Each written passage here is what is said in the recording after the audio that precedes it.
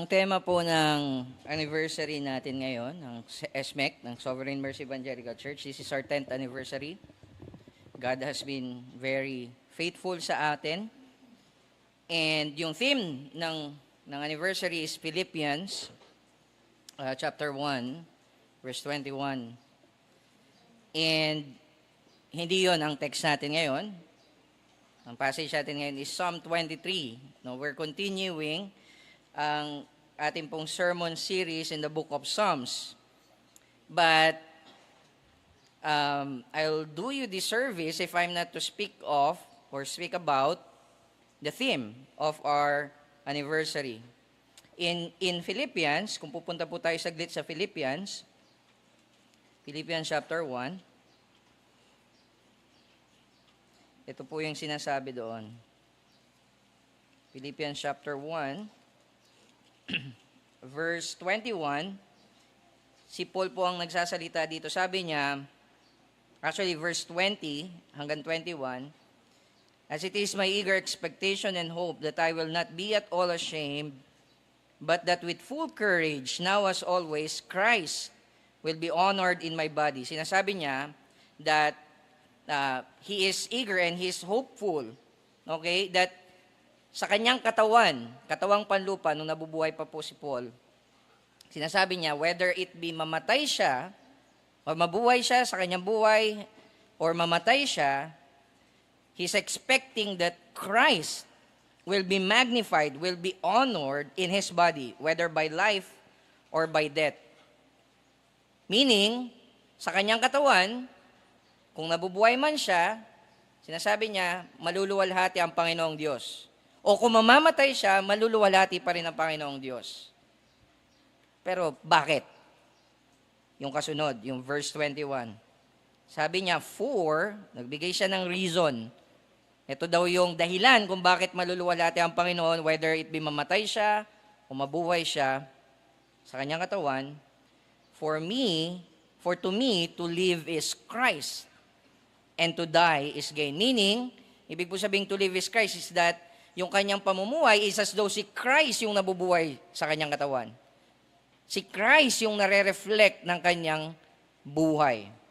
And if that is the case, sinasabi ni Paul, kung mabuhay siya this way, mag-glorify, maluluwalhati ang Panginoong Hesukristo.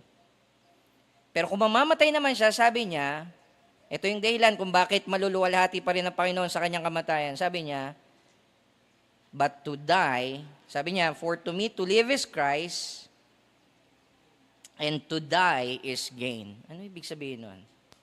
How is death gain? And how is that a reason para maluwalhati ang Panginoong Hesukristo? Natanong niyo yun? How can a person dying and treating that dying, that yung mamatay ka sa katawan mo, as pakinabang? Paano nun may papakita na si Hesukristo yung pinaka magaling sa lahat, pinaka mainam sa lahat, pinaka malulhati sa lahat? Paano nun na ipapakita? Ganito po, yung kasunod, sabi niya. Verse 22, if I am to live in the flesh, that means fruitful labor for me, yet which I shall choose, I cannot tell. I am hard-pressed between the two.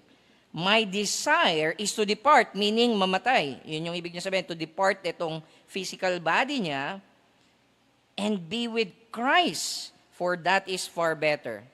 Sinasabi dito ni Paul, kung mamamatay siya sa kanyang katawan, it is gain because makakasama niya na si Kristo. Pakinabang siya sa kanya because yung kanyang pinaka-inaasam, makakasama na niya.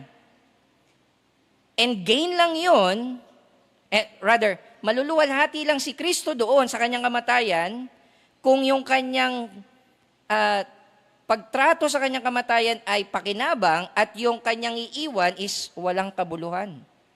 Ibig sabihin, kung ikukumpara na makasama si Kristo or maiwan siya dito sa lupa, kung pipiliin niya si Kristo over dun sa iiwan niya sa lupa, ibig sabihin, pinakamaganda si Christ, siya yung pine-prefer niya, siya yung gusto niya. Therefore, mag-glorify si Jesus. Isn't it? Kung sino yung pinakagusto mong makasama, sinasabi mo dun sa taong yon, dun sa person na yon, kaya kita gusto makasama kasi ikaw yung pinakamaganda sa lahat, ikaw yung pinakamainam sa lahat, and therefore honor siya, nag-glorify siya. To use an illustration, kunyari, yung asawa ko, if I'm to say sa asawa ko sa anniversary namin, malapit na rin yun, 2 buwan na lang, if I'm to say sa anniversary namin, you know what, mahal, gusto kita makasama. Tapos tinanong niya, bakit? Tapos ang sagot ko, kasi duty ko yun. Ma-honor ba siya? No. Pero kung sinabi ko, it is because masaya ako nakasama ka. Yun yung pinaka nagdadala sa akin ng pleasure, ng joy, na makita ko yung kagandahan mo. Na-honor ba siya nun? Ganon din, kung namatay si Paul, sinasabi niya, and para sa kanya, pakinabang yung kamatayan kasi makakasama na niya si Jesus kasi better yon, na-honor si Jesus, na-glorify si Jesus, na ipakita na siya yung pinaka-glorious sa lahat. Now, anong kinalaman nun sa Psalm 23? Di ba? Yun yung tanong natin ngayon. Ito po yun. Gain lang siya sa atin, si Jesus, kung siya yung shepherd mo. Kung siya yung Lord mo, and siya yung shepherd mo. Kasi kung hindi po, hindi siya gain. Malaking kawalan yung kamatayan kung wala ka kay Kristo. Ayan po ang titignan natin ngayon sa Psalm 23. Ano bang ibig sabihin ng Psalm 23? Psalm 23, isa po ito sa pinaka-famous na verse sa Bible, na passage sa Bible. But even, you could say, the most famous poetry ever written. Almost everyone knows this psalm. Kaya lang, yung problem, ganito po, no? Though maraming nakakaalam nito, marami rin pong hindi nakauunawa ng tunay na kahulugan ng salmong ito, ng awiting ito. So what does it mean for the Lord to be a shepherd to you? Anong ibig sabihin nun? Now, yung passage po natin, it could be divided into 3. Pwede po siyang hatiin sa 3. Okay? Verse 1 to 3, the Lord is my shepherd. Verse 4, the Lord is my companion. And verse 5 to 6, the Lord is my host. Now, sa pag-aaral ko, nung pinag-aaralan ko po, matagal na to, it is our dojo oath sa Tough Guys, nung ako po'y nagkakarate pa. And ang pagkaunawa ko dati dito, isang ilustrasyon lang yung ginamit dito ni David to refer kay God, kay Yahweh, sa Lord. That is a shepherd.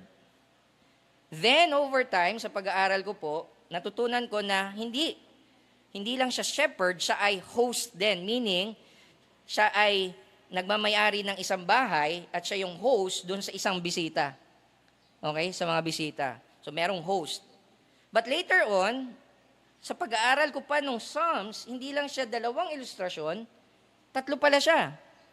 He is a shepherd, he is a companion, and he is a host. Okay?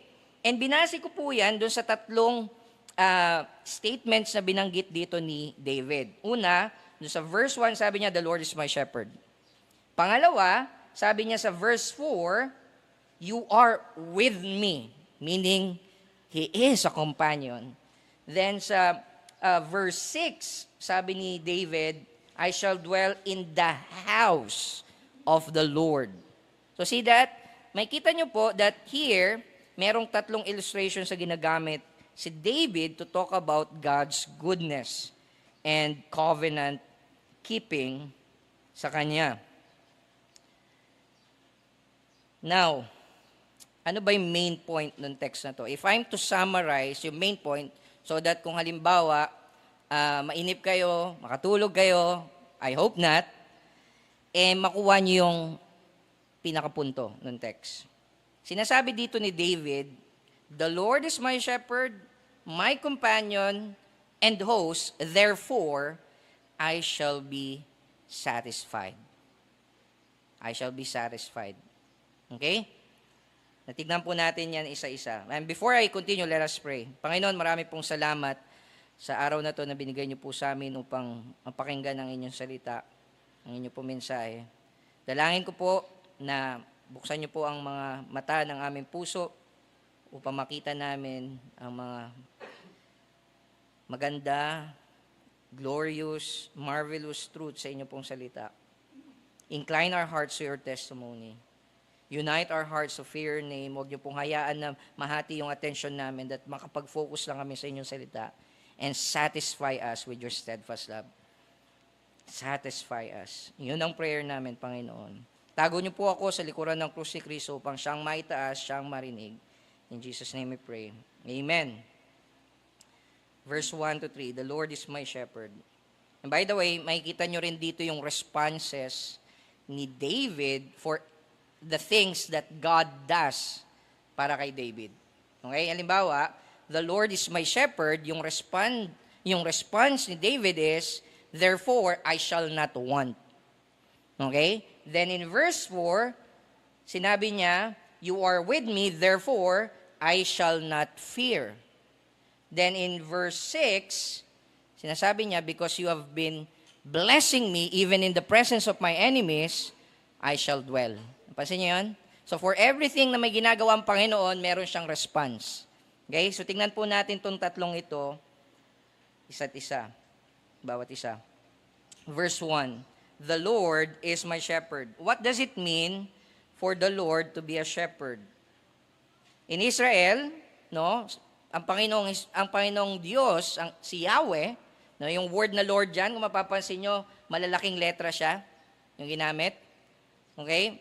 Sa likod niyan, yung pangalan ng Diyos, Yahweh. And sinasabi dito that Yahweh is David's Lord. Okay? But what does it mean Yahweh is David's shepherd. What does it mean for him to be a shepherd? Sa Old Testament, si Yahweh, siya yung shepherd not only of David, but of Israel. Okay? Siya po yung shepherd ng Israel. So anong ginagawa niya bilang shepherd? Ano bang ginagawa ng isang shepherd? He provides, he protects, he comforts yung sheep. And if that's the case, kung si Lord ay isang shepherd, ano daw yung Israel? And ano si David? And ano tayo ngayon? We are sheep, right? What does it mean to be a sheep? It means that we are helpless. We are needy. We are needy. Tignan niyo po yung ginawa ng Panginoon sa Deuteronomy 2:7, and probably alam ito ni David because he reads yung kanilang scriptures noon. May kita nyo sa Deuteronomy 2:7, for the Lord your God has blessed you in all the works of your hand. He knows you're going through this great wilderness. These 40 years, the Lord your God has been with you. You have lacked nothing. So see those words, you have lacked nothing? It's the same words na nabanggit dito po sa verse 1. Nung sinabi niya, the Lord is my shepherd, I shall not want. Literally, sinasabi doon, I shall lack nothing. Hindi po ako magkukulang. Yung mga needs ko, they will be provided. Okay? But why? Ano bang meron sa isang sheep? According kay James Holston, quoting si Philip Keller, no, si Philip Keller worked as a shepherd for 8 years and recorded his insight in his book, A Shepherd, look at Psalm 23. So isa siyang shepherd at tinignan niya yung Psalm 23. And ito sabi niya, when sheep lie down, Keller says, it is because they are safe and satisfied. It is almost impossible for them to be made to lie down unless four requirements are met. Owing to their timidity, they refuse to lie down unless they are free of all fear. Because of their social behavior within a flock, sheep will not lie down unless they are free from the friction with others of their kind. If tormented by flies or parasites, sheep will not lie down. Ang point is, this flock, this sheep, hindi sila nagla-lie down, nagre-rest hanggat hindi natutupad lahat yon. Okay? Hanggat hindi nila na-feel na safe sila. Hanggat meron silang nararamdaman na mga parasite sa katawan nila, na kumakagat sa kanila, hindi sila nag-lie down. Okay? If there's fear in them, they cannot lie down. Now, how easy it is to lie down. Tayo, di ba? Pag pagod ka, you just want to lie down. It's very easy. But this sheep, yung pinakamadaling bagay, hindi lang magawa. And anong ibig sabihin nun? Well, it means they are helpless. They are needy. To the point that you could even say they're pathetic. No? They're so weak that they need the shepherd. Now, that's you and I. And yun yung mahirap. Because we want to portray ourselves as what? Strong, capable, independent, able. And for anyone to tell us na, no, you are a sheep, you are needy, you needed help, and for some of us, sasabihin lang natin would be, I don't need your help. Kaya ko to. Diba? Kapag nagkakaroon tayo ng problems,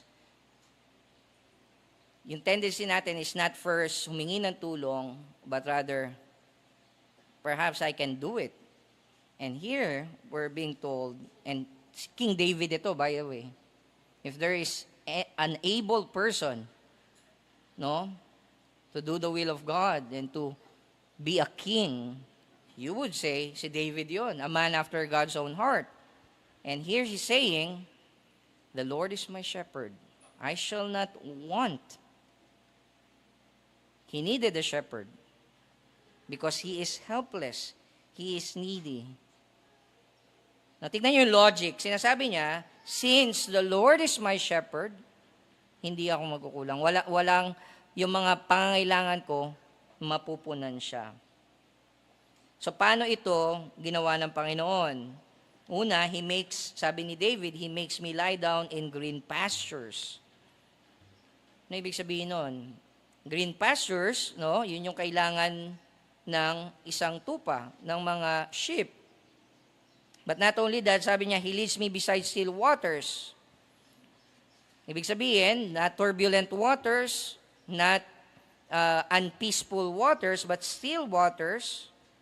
Tama lang yung run nung malamig siya and pwedeng uminom dun yung mga sheep. He restores my soul. Yung idea ng restoration of soul dito, you could say, pwedeng David committed a sin and he needs restoration, forgiveness, reconciliation kay God. And yung word na soul, it could mean life. He restores his life.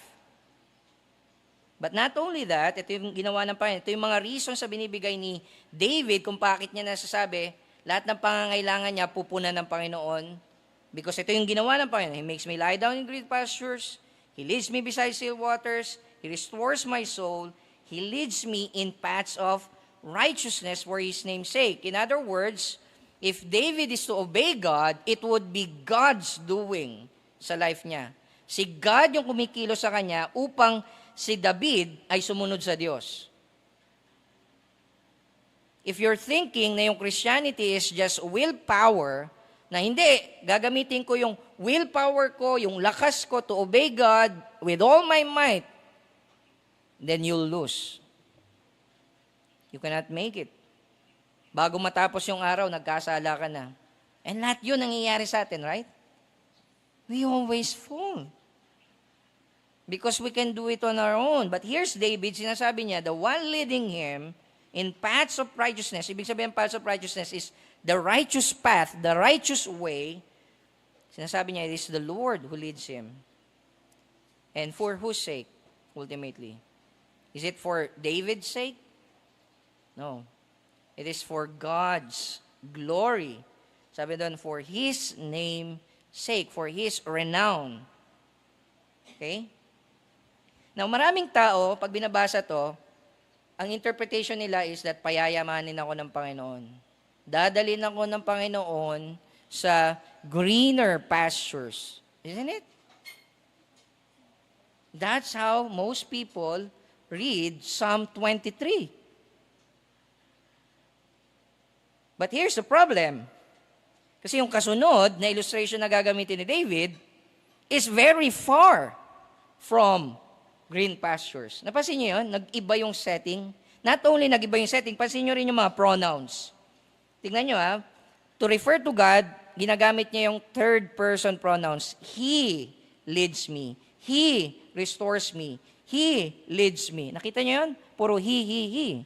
But then in verse 4, sabi ni David, even though I walk through the valley of the shadow of death, I will fear no evil, for you. So there's a change. So that signals for us a different setting, but also even yung place itself from green pasture, ngayon nasaan siya? Valley of shadow of death. That doesn't look green.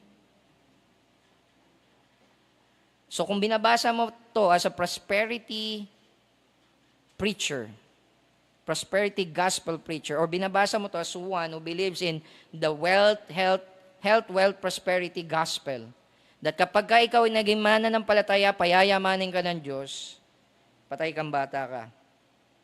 Because here, in-expect ni David that he'll go through the valley.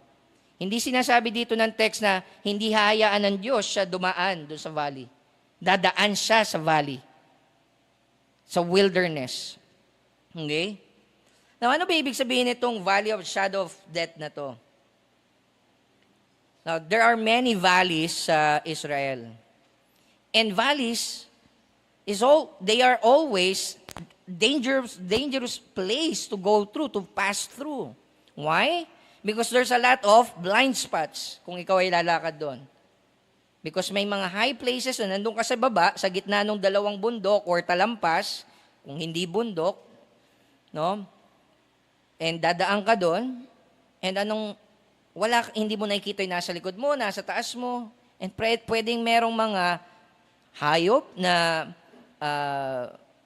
masasamang hayop doon, na wild animals, or pwedeng may mga bandits, mga thieves na dumadaan. And you'll need protection. And it's so dark, kaya siya shadow of death. Sinasabi doon that it's so dark that dahil nga nandun ka sa gitna ng dalawang bundok, yung shadow ng bundok, as it were, is casting over dun sa valley, and it's so dark. And you have a lot of blind spots. That's the picture we're seeing here. Wilderness, valley, shadow. No green, no water, a lot of thieves, wild animals na pwedeng pumatay sa'yo. Right? And that's why we know yung verse 1 to 3 doesn't mean dadaling ka ng Panginoon always sa green pastures, payayamanin ka, bibigyan ka ng magandang health, wealth, prosperity. No. We're being told here, sinasabi dito ni David, that the reason he has no fear of his enemies, of evil, sabi niya, you are with me. You are with me. And then explain niya why. Your shepherd staff and rod comforts me. Now, ang ganda nito, mga kapatid, because though nagbago yung setting, hindi niya nakalimutan na ang Panginoong Diyos ay shepherd pa rin. Nakita niyo yun? Nagbago yung setting. Wala na siya sa green pasture. Nasa valley siya. Pero sabi niya, your rod and staff comforts me. Ano yung rod and staff? Yan yung ginagamit na instruments ng mga shepherd. Una, para mangtaboy ng masasamang hayop, ng mga wild animals, mga wild beasts na pwedeng lumapa, kumain nung sheep. Pangalawa, kapag naliligaw yung isang tupa, yung staff ginagamit niya para kawitin, kunin pabalik yung ship. In both cases, ang ginagawa ng Panginoon, He's protecting yung ship and siya yung nagtataboy dun sa mga masasama. Now, anong interpretation natin dito? Sinasabi dito ni David, when you're with me, whenever or whatever situation I'm in, yun ang green pasture. Now, tignan nyo yun. If we are to have yung mindset natin change with that kind of mindset, wherever you are, as long as you're with God, that's green pasture. Yung issue natin of always grumbling and complaining kay God kapag nakaka-experience tayo ng hirap will change. Now, yung joy, yung peace of mind and comfort natin no longer depends on situations in our lives. Because we know that wherever we are, sa paglakad natin, God is with us. And yan ang sinasabi dito ni David. Yahweh, the Lord, is with him. Then, pagdating ng verse 5 to 6, makikita po natin at nag-switch na naman siya sa isa pang illustration. So, from shepherd to a companion going through a valley, ngayon ang Panginoon ay host. No? Siya ay nagmamayari ng isang villa or bahay, whatever. And siya yung may-ari, siya yung host ng tahanan na yon. And sinasabi dito ni David that this host has been very generous sa kanya. Okay? Now, tignan nyo, that daw nag-iba uli yung picture, hindi niya nakalimutan yung mga sinabi niya sa taas. Bakit? Tignan nyo po. Sabi niya, verse 5, you prepare a table before me in the presence of my enemies. Not without my enemies, but in the presence of my enemies. The enemies are still there. They're still threat sa life ni David, and yet, nagpipiesta sila. Nagkaroon ng banquet. Nag-prepare ang Panginoong Diyos ng banquet para kay David. What does it tell you about kay God? That God is so confident na kaya niyang talunin yung kalaban ni David that mag-prepare nga tayo ng banquet sa harapan nila. Saan ka nakakita may gera tapos ang ginawa nung hari and nung host na nag-host sa kanya doon sa lugar na kanyang you could say pinagkampan, no? Nag-prepare pa ng banquet, ng piyesta. Right? Pinapakita dito, again, yung confidence ni David sa Panginoon niya. He prepared the banquet in the presence of my enemies. So, there's a sense na andun pa rin yung valley, right? So, you could say na itong bahay na to, perhaps, nandun sa valley for some reason. Andun pa rin yung shadow of death. Andun pa rin yung evil lurking around, yung enemies lurking around, ready to kill David, and yet there's a banquet. Right? Not only that, sabi dyan, he anoint my head with oil. Yung word dyan, na anoint is, he fattened yung kanyang head with oils. Ibig sabihin ng fattened, sobrang daming oil na binuhos sa buhok niya, that it's fattened. Yun yung literal na word. No, oil is fat.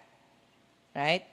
Now, sa ancient Israel, it is God's way of saying doon sa isang person that He is with him. Like, for example, when He anoints David to be a king, no? He's telling David and yung mga taong witness ng anointing that I am with this person. Okay? I'm blessing him. I'm giving all my blessing to him. Okay? And yung result nun, sabi, tignan niyo po, not only in-anoint siya with oil, my cup overflows. Yung picture, nagbago ulit, yung cup dito, no, you could say a cup of wine, no, sa lugar ng Israel, meron silang mga vineyard, And yung isa sa way to determine o malaman kung ang isang vineyard is talagang masagana, you would have plenty of wine. No, there's overflow of resource. Or to say, yung ginagamit din tong picture na to talk about yung portion, yung lot ng isang person. And to say that his cup overflows, ibig sabihin that masagana si David. Now, ulitin ko, this is in the presence of his enemies. Hindi pa nagbago yung situation niya. And yet, yung perspective niya about God's blessing him is different. Okay? So, anong conclusion ni David? No, tignan nyo in verse 1 to 3, sabi niya, the Lord is my shepherd. Yung response niya, therefore, I know I shall lack nothing. In verse 4, sinasabi niya, even though I walk through the valley of the shadow of death, because you are with me, you are my companion, I shall fear no evil. Then in verse 6, sinasabi niya, because you've been good to me, even in the presence of my enemies, I'm certain that the Lord's goodness and mercy will pursue me all the days of my life. Wow. Not only that yung goodness and mercy ni God is ready, available kay David, that pwede niyang kunin. No, it's the other way around. He doesn't have to pursue yung goodness and mercy ni God. The one chasing him is the goodness and mercy of God. And therefore, sabi niya, I am certain that I will dwell in the house of the Lord forever. He's certain. I shall dwell in the house of the Lord. Now, yung house dito, I don't think it refers to the temple. Because yung temple hindi pa nabubuo ng mga panahon na ito. Because ang magtatayo ng templo is si Solomon. Remember?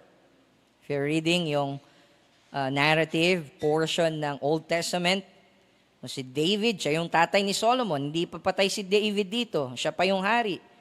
Wala pa yung templo. So ano yung house of the Lord na tinutukoy niya? I think he meant heaven. Where the Lord dwells. Parang ganito yan. Sinasabi niya that all my life, yung goodness and mercy ni God will pursue me until I die. But it doesn't stop there. Why? Because I'll be with Him. I'll be with Him. And therefore, kung i-connect natin siya kanina doon sa theme ng anniversary natin ngayon, dying is gain. Isn't it? For David, dying is gain because he gets to dwell in the house of the Lord forever. Now, anong kinalaman nito kay Jesus? And paano natin to dapat i-apply sa buhay natin? Sabi ni James Johnston, Psalm 23 was written by David about Christ for Christians. Ulitin ko. Was written by David. It is about Christ and it is for Christians. So how is this about Jesus? Hindi naman na-mention si Jesus dito, right? Na-mention si Yahweh sa unahan tsaka sa dulo. The Lord, sabi doon, the Lord is my shepherd. Sa dulo naman, I shall dwell in the house of the Lord. But that's Yahweh of the Old Testament. Where's Jesus? The incarnate Son of God, yung nagkatawang tao. Nasaan siya dito? How is this about Jesus? Nabigyan ko po kayo ng dalawang way that this is about Jesus. Unang way is this, that Jesus is the great shepherd. Okay? Yung pangalawa is that Jesus, the great shepherd, becomes a sheep. That's the two ways na itong passage na to about Jesus. Tignan natin yung first way. Jesus is the great shepherd. In the Old Testament, Yahweh is the great shepherd of Israel. As I've said earlier, makikita niyo yan sa Genesis 48:15, Psalm 28:9, and Psalm 81. We don't have time to go dun sa bawat passage, but that's what's being said there. Yahweh is the great shepherd of Israel. But not only that, mapapansin nyo in 2 Samuel 5:2, kings in Israel are shepherds also. They are God's under shepherd. Meaning, ang Diyos, siya yung pastol ng bansang Israel, pero nagtalaga din siya ng mga hari na magiging pastol ng Israel. And isa doon si David. Okay? Isa po doon si David. But not only that, pati yung mga priest and yung mga prophets, they are treated as shepherds as well. Okay? Tignan niyo yung pattern na the Lord, siya yung chief shepherd. Then naglagay siya ng mga under shepherd, mga shepherd under him. Okay? Na tinalaga niya sa bansang Israel. However, these shepherds failed to perform their duties as shepherds. Hindi po na nagampanan yung trabaho nila. Ay, makita niyo yan sa 1 Kings 22:17, Ezekiel 34:5 and 8. Nag-fail po itong mga shepherds na to na tinalaga ng Panginoon. And kaya naman, nangako ang Panginoon in Ezekiel 34, verse 12, and I want you to go there because this is very important, no, in how this passage is connected kay Jesus Christ. Okay? Ezekiel 34:12, in light of the fact nag-fail lahat ng nilagay ng Panginoon, na mga pastol sa bansang Israel, kasama si David doon. He is also a shepherd. Tignan niyo yung play doon sa imagery na yon. He's both a shepherd and a sheep. And they've all failed. And ito yung response ng Panginoon in Ezekiel 34:12. Ezekiel chapter 34 verse 12. Sabi doon, as a shepherd seeks out his flock when he is among his sheep that have been scattered, so will I seek out my sheep.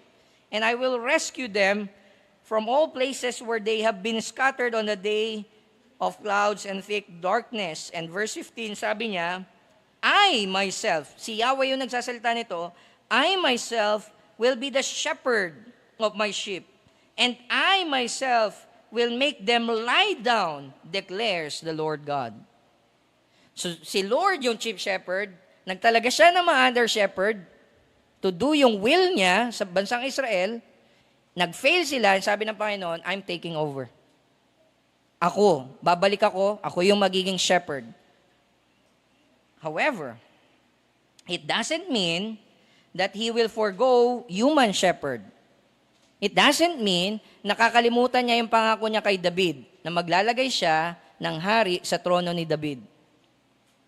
It doesn't mean na hindi na maglalagay ang Panginoong Diyos ng human shepherd. Bakit? Kasi in Ezekiel 34:23, gayon din sa verse 24, tingnan nyo po, puntahan nyo po siya doon. Ezekiel 34:23, sabi niya, and I will set up over them one shepherd, my servant David, and he shall feed them, and and be their shepherd. Then in verse 24, my servant David shall be king over them, and they shall all have one shepherd. They shall walk in my rules and be careful to obey my statutes. Now, you should be scratching your head and asking, wait a minute, Ezekiel, yung prophet, si prophet Ezekiel, nag-prophesy po siya, naisulat yung book of Ezekiel, way after mamatay ni David. Matagal nang patay si David nito. So ano to sinasabi ng propeta?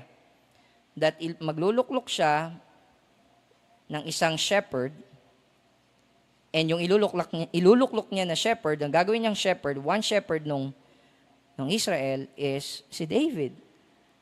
And clearly, this is not David. Patay na si David. So sino to? Sino yung tinutukoy niya?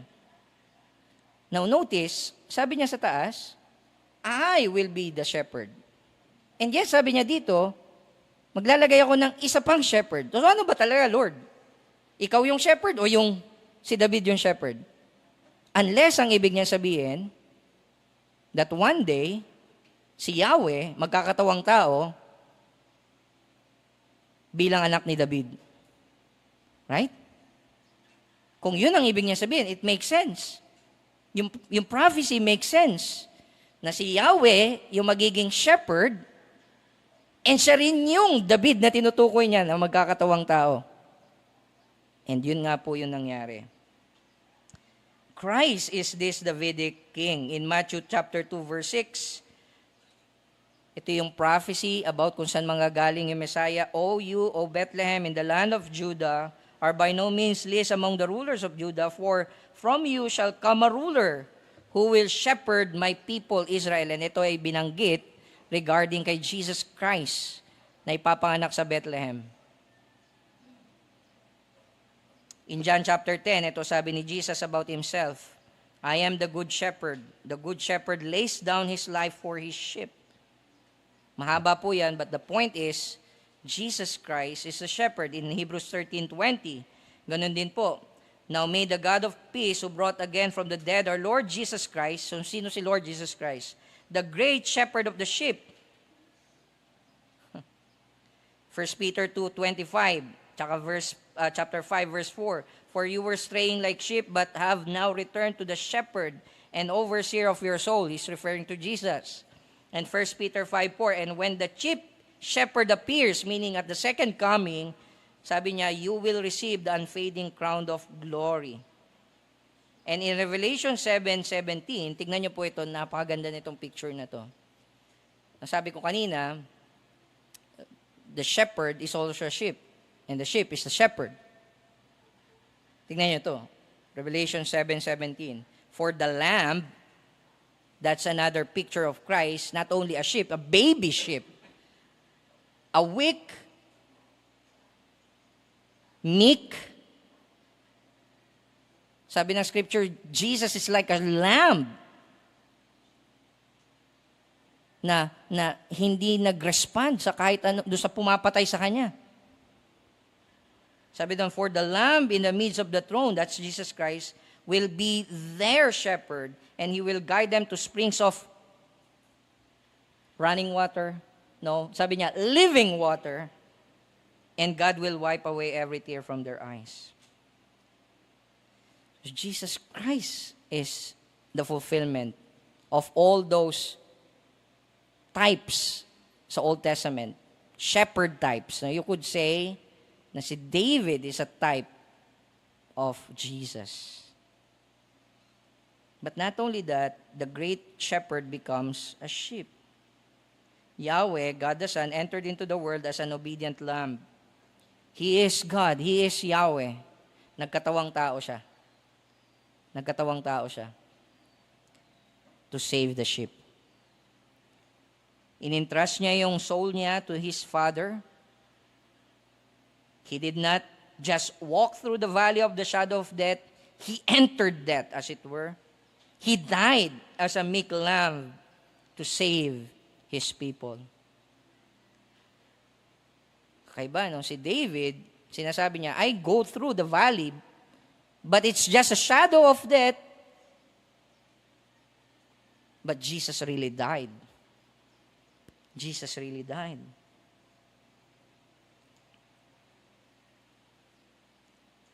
How are we then to apply this? Paano natin ito i-apply sa atin? Ito yung tanong ko po sa inyo. Is Jesus your shepherd, companion, and host? It's one thing to know the Psalms. It's another thing to know the God of the Psalms, the Lord of the Psalms. It's one thing to say the Lord is a shepherd, the Lord is a companion, the Lord is a host, generous host. Another thing to say, He is my shepherd, my companion, my host.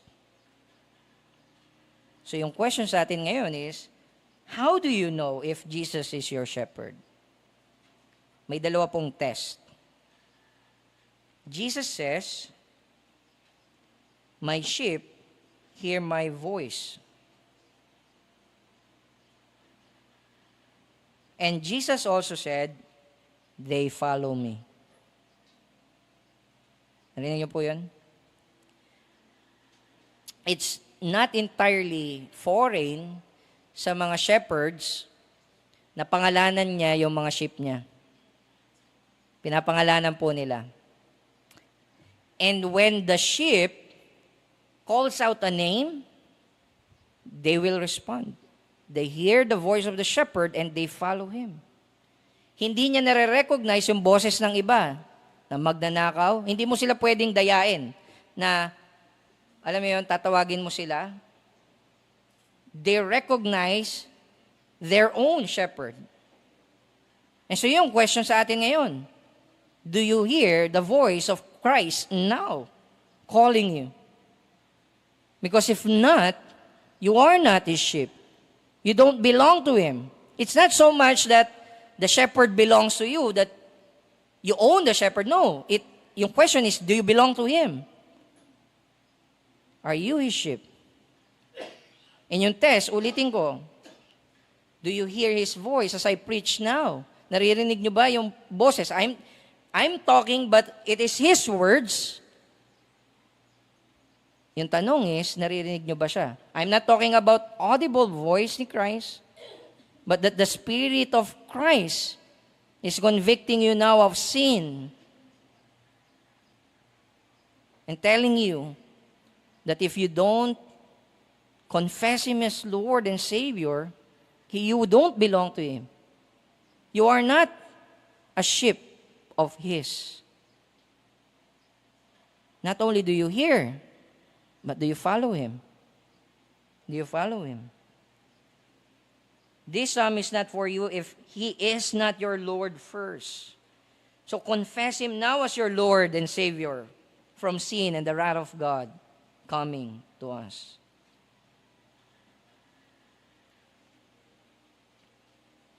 Now, another way to apply this, mga kapatid, is do not just study God. Know him experientially as your shepherd, companion, and generous host. Know him. Experience him. Paano mo yung gagawin? Trust him at all times. Read the Word of God. Pray. Pansin niyo yun? Si David, whenever he talks about God, sabi niya, he makes me lie down. He leads me. Then, not long enough, he's talking to God. You are with me. You prepare the table before me. So, your study of scriptures to know God should drive you to your knees. Cause you to kneel down kay God, to talk to him in prayer, to experience him. We need to trust him at all times in green pasture lands, in wilderness and dark valleys of death. Kung nasan ka man, anong situation ka man naroon, find your highest and longest happiness in him. If he is indeed your shepherd. So I close with where I began. The Lord is my shepherd, companion, and host.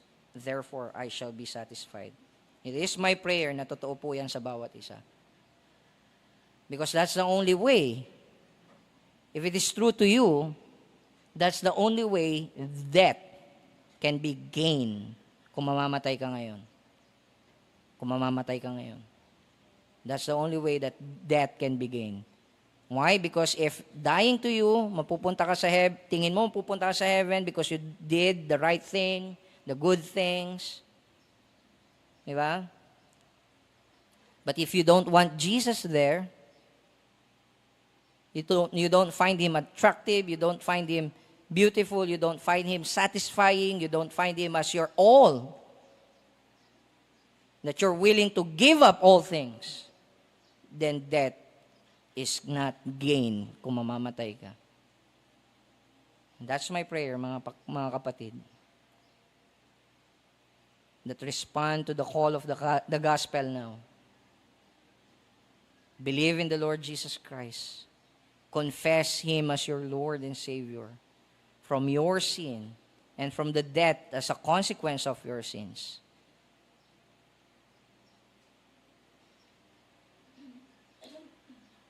God can turn goats into sheep Just as He can turn stones into children of Abraham. He can do that.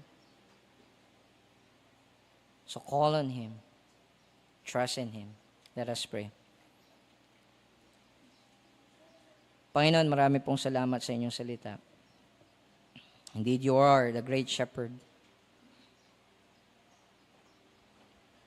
But the most wondrous thing about Psalm 23 is that this shepherd became a sheep. No other shepherd does that. It's only Jesus. In order to save His sheep, His flock, He died for them. He died for us. And it should cause us to celebrate that reality. If indeed, He is our great shepherd. Father, kayo po ang nakakita ng puso't isipan ng bawat isa. It is my prayer that you crush stony hearts ngayon. It's my prayer, Lord God, that you cause these people, kung meron mang hindi pa naisasama sa fold ni Kristo, kayo po ang magdala sa kanila. Kayo po ang mag-gather sa kanila into your sheepfold. Father, cause them to be born again. Cause them to see how glorious and wonderful Jesus Christ is. Not only as Savior from the consequences of their sin, but as God, the all-satisfying God and shepherd of their lives. Father, sanctify us, sanctify your people, edify the body of Christ. In Jesus' name we pray. Amen.